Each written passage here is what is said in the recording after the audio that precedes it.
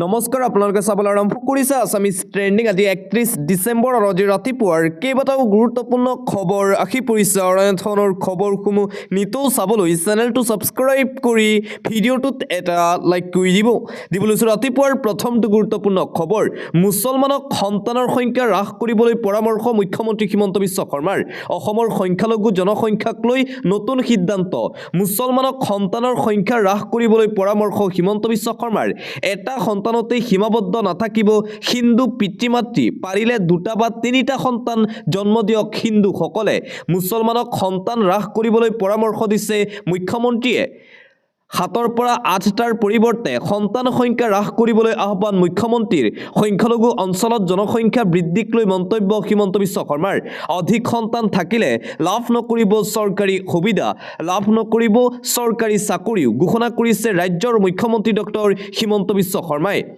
আন এটা breaking news মুহূৰ্তত আহি পৰিছে শিল্পী জুবিন গাৰ্গৰ মৃত্যুৰ সন্দৰ্ভত পত্নী গৰিমা শইকীয়া গাৰ্গৰ পুনৰবাৰ আৱেগিক পোষ্ট জুবিন গাৰ্গৰ মৃত্যুৰ ঘটনাৰ চাৰ্জশ্বিটক লৈ অসন্তুষ্ট গৰিমা শইকীয়া গাৰ্গ চাৰ্জশ্বিট সন্দৰ্ভত কেইবাটাও প্ৰশ্ন উত্থাপন কৰিছে জুবিন গাৰ্গৰ পত্নী গৰিমা শইকীয়া গাৰ্গে ছিংগাপুৰত জুবিনৰ থকাৰ ব্যৱস্থাক আগৰে পৰা চলি আছিল অভিসন্ধি হোটেলৰ এটা ৰুম বুকিংক লৈ ইমান ঘটনা নিশ্চয় কু অভিসন্ধিয়ে আছিল সিদ্ধাৰ্থ শৰ্মা শ্যামকানু মহন্তই জুবিনৰ সেফটিৰ কথা নিশ্চিত কৰিব লাগিছিল মেনেজাৰ সিদ্ধাৰ্থ শৰ্মাই বিহু কমিটিৰ পৰা এই বছৰৰ বাবে মাননীও বৰ্ষাই লৈছিল ৭৫ মিনিটলৈকে চিকিৎসা অবিহনে অনাদৰে জুবিনক পেলাই থোৱা হৈছিল সাগৰত চিজাৰ থকা মানুহ এজনক নিচাগ্ৰস্ত কৰি সাগৰৰ মাজত সাঁতুৰিবলৈ দিছিল জুবিন গাৰ্গৰ ঘটনাৰ চাৰ্জশ্বিট সন্দৰ্ভত এইদৰে কেইবাটাও প্ৰশ্ন উত্থাপন কৰিছে জুবিন গাৰ্গৰ পত্নী গৰিমা শইকীয়া গাৰ্গে আমি একান্তভাৱে বিচাৰিছো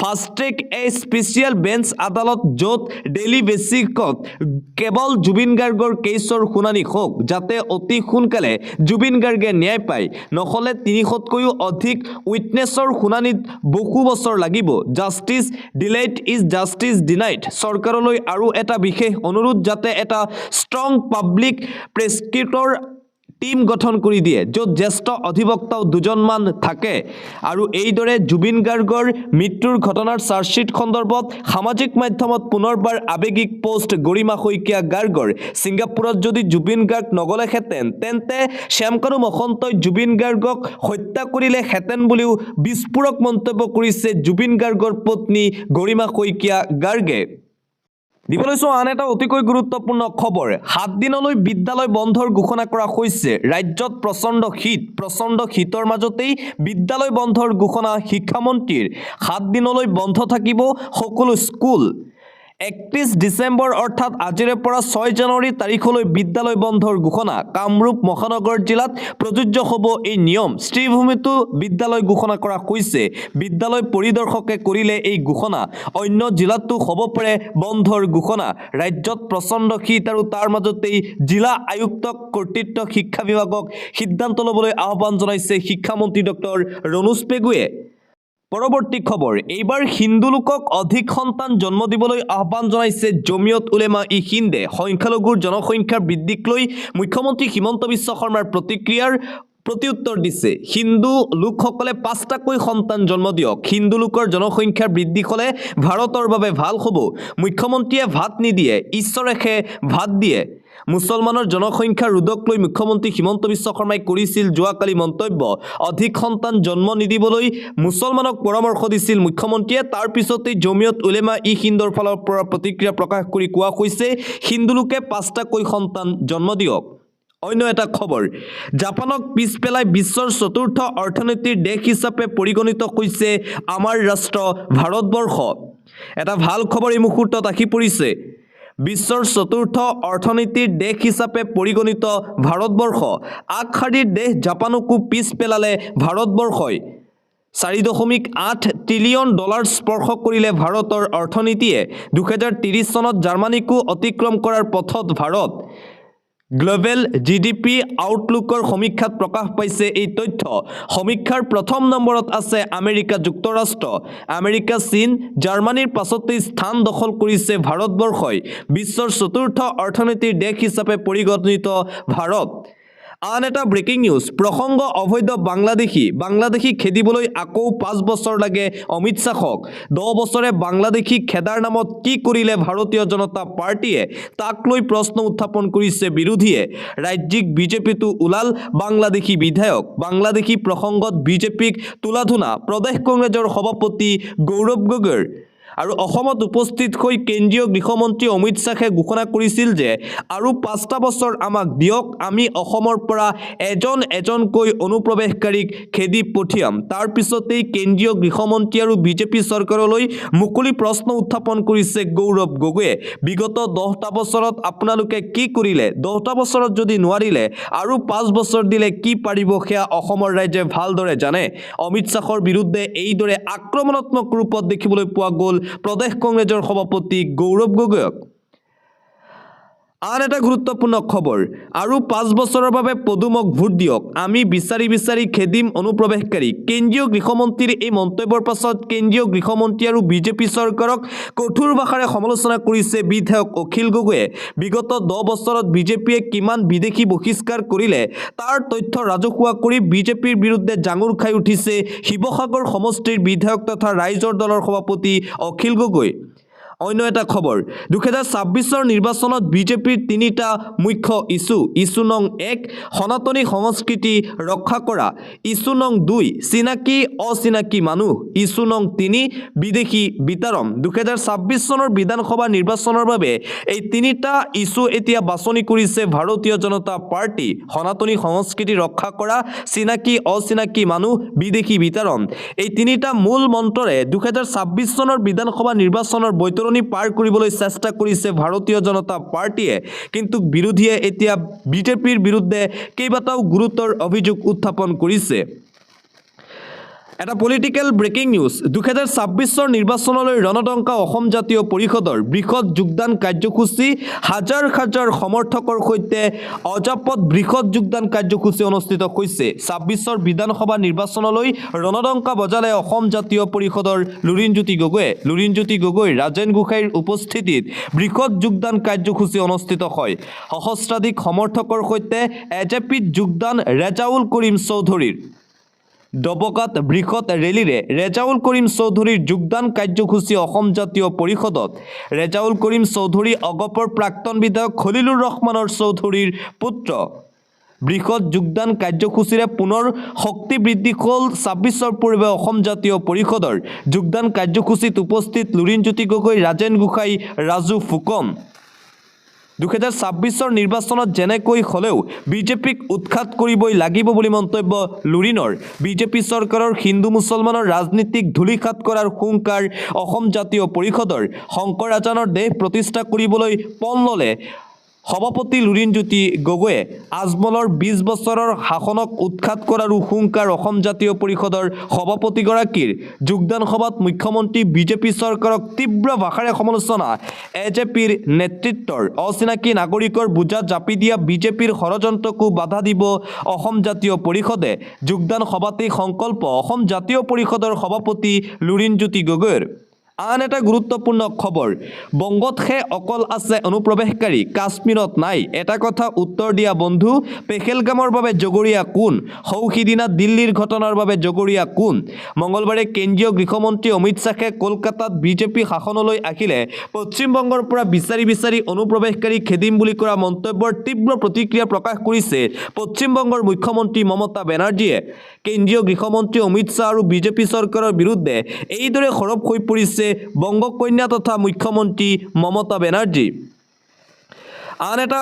ব্ৰেকিং নিউজ 20 বছৰীয়া যাত্ৰা সামৰি হুকাই কান্দি আমচুৰ পৰা বিদায় ল'লে আমচুৰ প্ৰাক্তন সভাপতি ৰেজাউল কৰিম চৰকাৰে 20 বছৰীয়া যাত্ৰা সামৰি আমচু ত্যাগ ৰেজাউল কৰিমৰ হুকাই কান্দি যোৱাকালি বিদায় ল'লে সংখ্যালঘু নেতাগৰাকীয়ে সদায় সংখ্যালঘুৰ হৈ মাত মাতি যোৱাৰ কথা উল্লেখ কৰিছে ৰেজাউলে বিদায়ী যাত্ৰাত চকুত চকুলো হাজাৰ সংখ্যালঘু ৰাইজৰ জনসমুদ্ৰলৈ যোৱাকালি পৰিণত হৈছিল ৰাজপথ বঙাইগাঁৱত অনুষ্ঠিত হৈছিল বিদায় সভা ৰেজাউল কৰিম চৰকাৰৰ গাদীৰ বাবে অসমখন ধ্বংস কৰিবলৈ বিচাৰিছে মুখ্যমন্ত্ৰী হিমন্ত বিশ্ব শৰ্মাই আমাৰ জাতিৰ সন্মুখৰ দিনবোৰ অধিক ভয়াৱহ সন্মুখৰ দিনবোৰত আমাৰ জাতিটোক ভয়াৱহ পৰিস্থিতিৰ দিশলৈ লৈ যোৱা হৈছে আমাৰ জাতিটোক মানুহ হিচাপে গণ্য কৰিব বিচৰা নাই এছাম দুৰন্দৰ ক্ষমতালোভীয়ে কেন্দ্ৰীয় সাধাৰণ সভাত চৰকাৰৰ বিৰুদ্ধে এইদৰে বিদায়ী সভাত সৰব হৈ পৰিল আমছুৰ প্ৰাক্তন সভাপতি ৰেজাউল কৰিম চৰকাৰ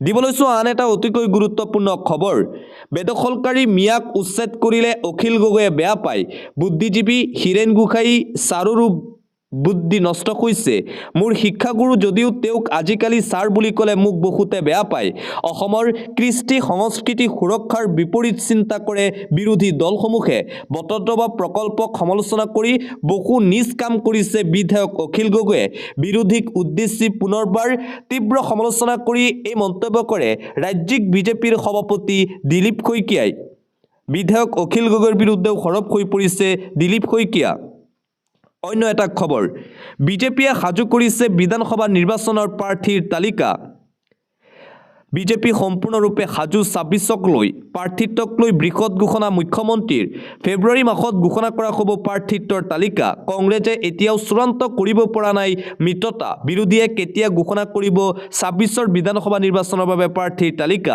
বিজেপিৰ তুলনাত পিছ পৰি ৰৈছে নেকি বিৰোধী তাক লৈও প্ৰশ্ন উত্থাপন হৈছে এফালে বিজেপিয়ে প্ৰাৰ্থীৰ তালিকা ঘোষণা কৰিবৰ বাবে সাজু হৈ পৰিছে কিন্তু ৰাজ্যত এতিয়াও বিৰোধী দলসমূহ একত্ৰিত হ'বই পৰা নাই ২০২৬ৰ বিধানসভা নিৰ্বাচনক লৈ বিজেপিতকৈ বহু পিছ পৰি আছে নেকি বিৰোধী দলসমূহ ইয়াক লৈ এতিয়া প্ৰশ্ন উত্থাপন হৈছে আন এটা গুৰুত্বপূৰ্ণ খবৰ অসম আৰক্ষীৰ এছঅপি জাৰি নিয়ম ভংগ কৰিলেই লকআপত কটাব লাগিব নৱবৰ্ষক লৈ এতিয়া কঠোৰ হৈ পৰিছে অসম আৰক্ষী জাৰি কৰিছে এছঅপি এটা জৰুৰী খবৰ এই মুহূৰ্তত জনাবলৈ চেষ্টা কৰিছোঁ নৱবৰ্ষক লৈ কঠোৰ অসম আৰক্ষী ৩১ ডিচেম্বৰৰ নিশাক লৈ কঠোৰ এছঅপি জাৰি কৰা হৈছে নিয়ম ভংগ কৰিলেই লকআপত কটাব লাগিব নিশা আপুনি সুৰাপান কৰিলে গাড়ী চলাই গ'লে আপোনাৰ বিপদ নিশ্চিত উৰে নিশা কটাব লাগিব লোকেল থানাৰ লকআপত ব্ৰেথ এনালাইজাৰ লৈ ৰাজপথত ৰৈ থাকিব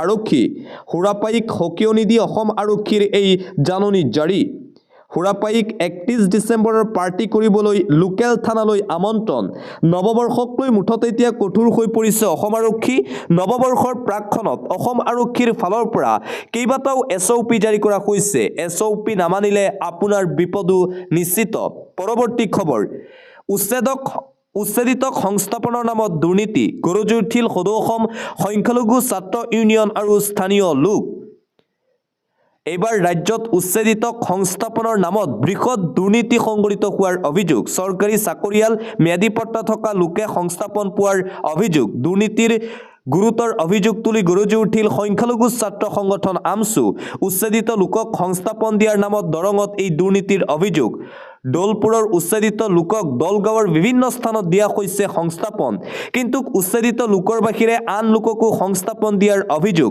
বৰপেটা গোৱালপাৰাৰ পৰা সংস্থাপন বিচাৰি আহিছে একাংশ নাগৰিক এইদৰে সৰব হৈ পৰিছে আমছু আন এটা গুৰুত্বপূৰ্ণ খবৰ ৩১ ডিচেম্বৰৰ নিশা কোনো মুছলমানে পাৰ্টি নকৰিব কোনো মুছলমানে নৱবৰ্ষ উদযাপন কৰিব নোৱাৰিব নৱবৰ্ষ উদযাপন কৰোঁতে মুছলমানৰ বাবে হাৰাম ৩১ ডিচেম্বৰৰ নিশা কোনেও পাৰ্টি নকৰিব নৱবৰ্ষক লৈ কোনো ধৰণৰ হুলস্থুল নকৰিব উল্লাস নকৰিব মুছলমানে ইছলামিক শৰীয়তত এনেবোৰ কাৰ্য নিষেধ কৰা হৈছে কোনো মুছলমানে ডিজে নাইট নকৰিব এই আহ্বান জনোৱা হৈছে মুছলমান সমাজত এনেবোৰ প্ৰথা নিষিদ্ধ গতিকে এইবোৰ উদযাপন নকৰিব কোনো মুছলমানে ৩১ ডিচেম্বৰত সুৰাপান নকৰিব অৰ্থাৎ আচৰণ বিশৃংখলতা অনৈতিক কাৰ্যত লিপ্ত নহ'ব কোনো লোক ইছলামত এনেবোৰ কাম সম্পূৰ্ণৰূপে নিষিদ্ধ কৰা হৈছে ফটোৱা জাৰি কৰিলে অল ইণ্ডিয়া মুছলিম জামাতে ৰাষ্ট্ৰীয় সভাপতি মৌলানা সাহাবুদ্দিন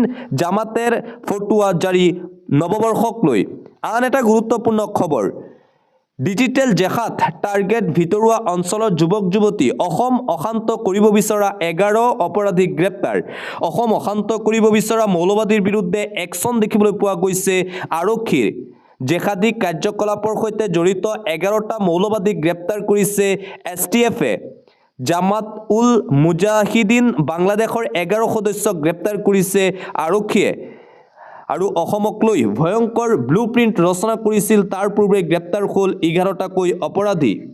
পৰৱৰ্তী খবৰ, ব্যক্তিগত স্বাৰ্থ পিছত ৰাখি বিজেপি কৰক। 2026 চনৰ বিধানসভা নিৰ্বাচনক লৈ কোনো উৎসাহী নহ'ব। 2026 চনৰ বিধানসভা নিৰ্বাচনৰ পূৰ্বে বিজেপিৰ কৰ্মকৰ্তালৈ এই আহ্বান জনাইছে সৰ্বানন্দ সোণোৱালে। ব্যক্তিগত স্বাৰ্থ পিছত ৰাখিহে বিজেপি কৰক। আপোনালোকে প্ৰথমে ৰাষ্ট্ৰ, দ্বিতীয়তে দল, তৃতীয়তেহে ব্যক্তি।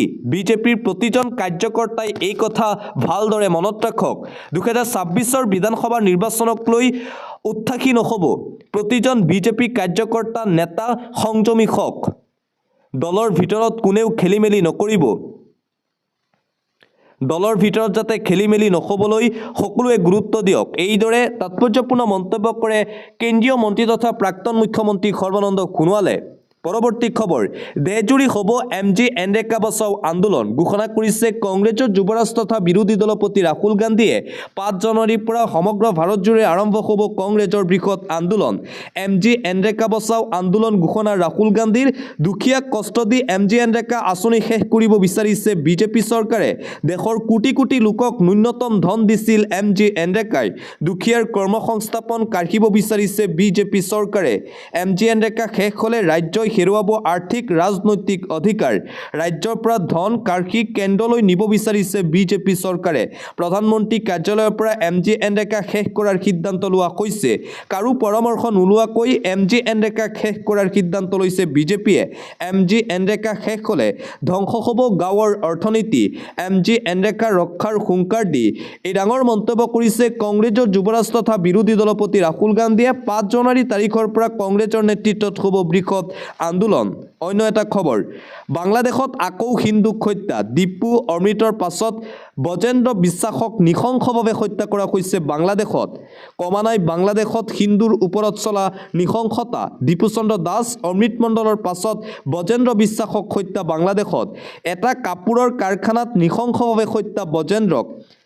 নুমান মিয়া নামৰ দুৰ্বৃত্তই হত্যা কৰে বজেন্দ্ৰক। কাপোৰৰ কাৰখানাটোত গুলীয়াই হত্যা হিন্দু যুৱকক বাংলাদেশত। পুনৰবাৰ এই ঘটনা সংঘটিত হৈছে। মুঠতে চুবুৰীয়া ৰাষ্ট্ৰ বাংলাদেশত এতিয়াও হিংসাত্মক ঘটনা অব্যাহত আছে। হিন্দু সংখ্যালঘু লোকৰ ওপৰত নৃশংসভাৱে অত্যাচাৰ চলাই আছে বাংলাদেশত একাংশ মৌলবাদীয়ে। দিবলৈছো এটা জৰুৰী খবৰ, আগন্তুক কেইবাদিনলৈ ৰাজ্যত শীতৰ এলাৰ্ট জাৰি কৰা হৈছে। কোন জিলাত কিমান ডিগ্ৰী তাপমাত্ৰা হ'ব জানি লওক। প্ৰচণ্ড শীতত গৃহবন্দী ৰাজ্যৰ সৰ্বসাধাৰণ জনতা। আগন্তুক কেইবাদিনলৈ ৰাজ্যত শীতৰ এলাৰ্ট জাৰি কৰা হৈছে। ঘন কুঁৱলীয়ে ছানি ধৰিছে ৰাজ্যৰ আকাশ। গুৱাহাটীত তাপমাত্ৰা 18 ডিগ্ৰী, গোৱালপাৰাত তাপমাত্ৰা 17 ডিগ্ৰী, ধুবুৰী জিলাত তাপমাত্ৰা 18 ডিগ্ৰী, বৰপেটাতো তাপমাত্ৰা 18, বঙাইগাঁও জিলাত তাপমাত্ৰা 17 ডিগ্ৰী, নলবাৰীত তাপমাত্ৰা 17 ডিগ্ৰী, নগাঁও জিলাত তাপমাত্ৰা 18 ডিগ্ৰী, গোলাঘাটত তাপমাত্ৰা 17 ডিগ্ৰী, তেজপুৰত তাপমাত্ৰা 17 ডিগ্ৰী, গোলাঘাটতো 17 ডিগ্ৰী, লখিমপুৰত তাপমাত্ৰা 18 ডিগ্ৰী, তিনিচুকীয়াত তাপমাত্ৰা 18 ডিগ্ৰী। ঘন কুঁৱলীয়ে ছানি ধৰিছে ৰাজ্যৰ আকাশ। এইদৰে শীতক লৈ এলাৰ্ট জাৰি কৰা হৈছে। প্ৰচণ্ড শীতত গৃহবন্দী ৰাজ্যৰ জনতা। আন এটা গুৰুত্বপূৰ্ণ খবৰ এই মুহূৰ্তত আহি পৰিছে। 108 কৰ্মচাৰীৰ প্ৰতিবাদ অব্যাহত আছে। 108ৰ চালকে কৰা প্ৰতিবাদে যোৱাকালি ভৰি দিলে 30টা দিনত। কিন্তু আজি পৰ্যন্ত চৰকাৰে গুৰুত্ব নিদিলে এইসকল চালকৰ প্ৰতিবাদক। কি মুখ্যমন্ত্ৰী, কি স্বাস্থ্যমন্ত্ৰী, কোনেও গুৰুত্ব দিয়া নাই 108 চালকৰ দাবীক। মঙলবাৰে চচলত প্ৰতিবাদ অব্যাহত ৰাখি 108 মৃত্যুঞ্জয় সেৱা পৰিচালনা কৰা জিভেকে EMRIৰ প্ৰতীক উত্থাপন কৰিলে কেইবাটাও ভয়ংকৰ অভিযোগ। অন্য এটা খবৰ, অৰণ্য মানৱ যাদৱ পায়ঙৰ কন্যাৰ প্ৰকল্প মূলাইকাথনি 2.0 দুৰ্বৃত্তৰ অগ্নিসংযোগ কৰাৰ ঘটনাক লৈ প্ৰতিক্ৰিয়া অব্যাহত আছে। বিষয়টোৰ সন্দৰ্ভত চৰকাৰৰ ফালৰ পৰা ব্যৱস্থা গ্ৰহণৰ আশ্বাস দিলে মুখ্যমন্ত্ৰী হিমন্ত বিশ্ব শৰ্মাই। আনহাতে অসম জাতীয় পৰিষদৰ সভাপতি লুৰিণজ্যোতি গগৈয়ে সোমবাৰে নিশা যাদৱ পায়ঙৰ বাসগৃহত উপস্থিত হৈ ঘটনাৰ বুজ লয় আৰু দেওবাৰে অৰণ্য মানৱ যাদৱ পায়ঙৰ অৰণ্যত অগ্নিসংযোগ কৰিছিল দুষ্কৃতিকাৰীয়ে আৰু সেই ঘটনাৰ পিছতেই এতিয়াও প্ৰতিক্ৰিয়া অব্যাহত আছে। আন এটা অতিকৈ গুৰুত্বপূৰ্ণ খবৰ আহি পৰিছে। কংগ্ৰেছে 100খন আসনত প্ৰতিদ্বন্দ্বিতা কৰিব বুলি প্ৰদেশ কংগ্ৰেছৰ সভাপতি গৌৰৱ গগৈয়ে ৰাজহুৱা কৰাৰ পাছতেই বিৰোধী শিবিৰৰ মাজত সৃষ্টি হৈছে ব্যাপক প্ৰতিক্ৰিয়াৰ। গৌৰৱ গগৈৰ এই ঘোষণাক যেন মানি ল'ব পৰা নাই ৰাইজৰ দল কি অসম জাতীয় পৰিষদে, আৰু গৌৰৱ গগৈৰ এই নীতিক চূড়ান্তৰূপে বেয়া পাইছে বুলিও স্পষ্টকৈ ঘোষণা কৰিছে শিৱসাগৰ সমষ্টিৰ বিধায়ক তথা ৰাইজৰ দলৰ সভাপতি অখিল গগৈয়ে। মুঠতে ৰাজ্যৰ বিৰোধী দলসমূহৰ মিত্ৰতাক লৈ এতিয়াও ফাট দেখিবলৈ পোৱা গৈছে। গৌৰৱ গগৈয়ে এফালে ঘোষণা কৰিছে 100খন আসনত প্ৰতিদ্বন্দ্বিতা কৰিব কংগ্ৰেছ দলে, আৰু আনফালে গৌৰৱ গগৈক লৈ অসন্তুষ্টি প্ৰকাশ কৰিছে শিৱসাগৰ সমষ্টিৰ বিধায়ক অখিল গগৈয়ে। অন্য এটা খবৰ, আজি অন্তিম তাৰিখ, আজি লাষ্ট ডেট। আধাৰ পেন সংযোগ নকৰিলে নাপাব দৰমহা, বঞ্চিত হ'ব পাৰে চৰকাৰী আঁচনিৰ পৰা। 31 ডিচেম্বৰ অৰ্থাৎ আজি কৰক লিংক পেন আধাৰ কাৰ্ড, অন্যথা বঞ্চিত হ'ব পাৰে আপুনি চৰকাৰী আঁচনিৰ পৰা। পেন আধাৰ লিংক নকৰিলে নোসোমাব পাৰে চৰকাৰী দৰমহাও। বেংক একাউণ্ট খোলা KYC আপডেটতো হ'ব পাৰে সমস্যা, ভৰিব লাগিব 1000 টকাৰ অতিৰিক্ত জৰিমনা আপুনি। অন্তিম সময়সীমা 31 ডিচেম্বৰ অৰ্থাৎ আজি নিশা 12 বজালৈ। আপোনাৰ হাতত মাত্ৰ আৰু কেইটামান ঘণ্টা বাকী আছে। লিংক নকৰিলে বিকল হৈ পৰিব আপোনাৰ পেন আৰু আধাৰ কাৰ্ড। আয়কৰ বিভাগৰ ই-ফাইলিং পৰ্টেলত গৈ লিংক কৰক আপুনি। www.incometax.gov.in ত লগইন কৰক। কুইক লিংকছ শিতানত গৈ লিংক আধাৰত ক্লিক কৰক। এতিয়া আপুনি পান, আধাৰ আৰু মোবাইল নম্বৰ লিখিব। ইয়াৰ পিছত মই মোৰ আধাৰৰ বিৱৰণ বৈধ কৰিছোঁ বিকল্পটো নিৰ্বাচন কৰক। পঞ্জীয়নভুক্ত মোবাইল নম্বৰত অৰ্থাৎ ৰেজিষ্টাৰ মোবাইল নম্বৰত যাব OTP। তাৰ পিছত ভেলিডেটত ক্লিক কৰক আপুনি। এই প্ৰক্ৰিয়াৰ পিছত আপোনাৰ পেন আৰু আধাৰ লিংক হৈ পৰিব। 31 ডিচেম্বৰ অৰ্থাৎ আজিৰ ভিতৰত আপুনি পেন কাৰ্ড আৰু আধাৰ কাৰ্ড লিংক কৰিব লাগিব। আজি যদিহে লিংক নকৰে তেন্তে আপুনি নাপাব পাৰে চৰকাৰী দৰমহা, আৰু যদি আপুনি চৰকাৰী আঁচনিৰ হিতাধিকাৰী তেন্তে আপুনি চৰকাৰী আঁচনিৰ ধনো নাপাব।